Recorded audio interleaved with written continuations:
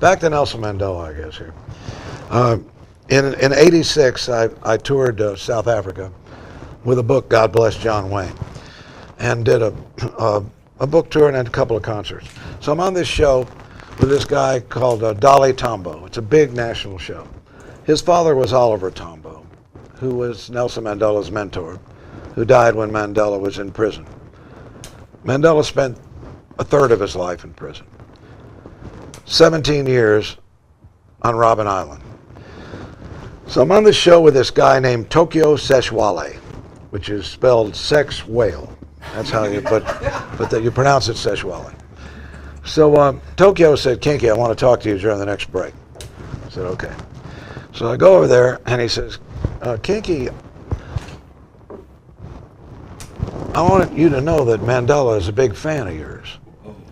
So I mean, this is a true story. I haven't told this story until this. I don't know why I've kept it. It's just absolutely true. And so I said, geez, that's great. Is it, which book is it? You know, which is it? He says, not the books at all. He said, it's the music.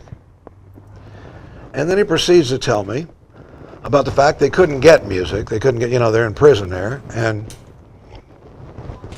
anybody that knows anything about Robben Island and the Boer prison guards and all that, I mean, they were pissing on Mandela. They were trying to kill him working in the quarries. He was there, as I said, 17 years, and Tokyo was in the cell next to his.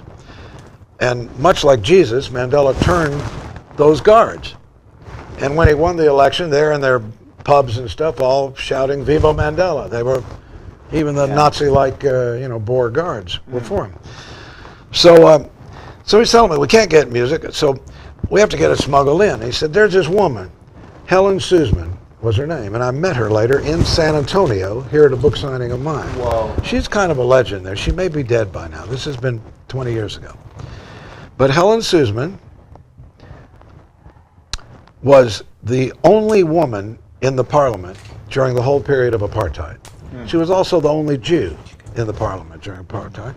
She was also the only person from the government who ever visited Mandela in prison, which she did fairly regularly. And she smuggled him my first album, Sold American.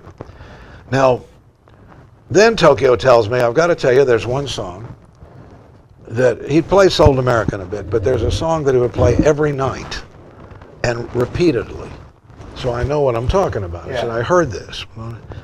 And that song is a song called Ride 'em Jew Boy, which has always been a strange song. Willie recorded it, but Bob Dylan loved the song, but he wouldn't record it. It's too Jewish, or it's whatever reason not to. But man, so when I did this record in '73 in Nashville, you never know who's going to hear it. You know, you want the disc jockeys to like it, but you never think that Nelson Mandela in prison is going to be listening. Wow. Repeatedly for a long period of years to this song. And it baffles me. I mean, other than its obvious universal appeal, I don't know why. And I think I figured it out. I figured it out in Australia, where I smoked some of this Malambimbi madness, it's called. A town called Malambimbi, which is full of hippies from all over the world. And I got really, oh man, it crossed my desk. There was a law firm there that night in the audience. Then Mandela was a lawyer, and he never could get with a firm because they wouldn't take black lawyers. So this Jewish firm finally took him, and they were communists, they were radicals, very left-wing, but they loved Mandela. And they said, stay out of politics. Don't be a troublemaker. You'll be the most famous lawyer in the whole country. You'll be so successful. Just don't. Stay out of politics. That's right. And right about that time, Mandela's little 5-year-old daughter hugged him one night and said, Daddy, why are you always gone?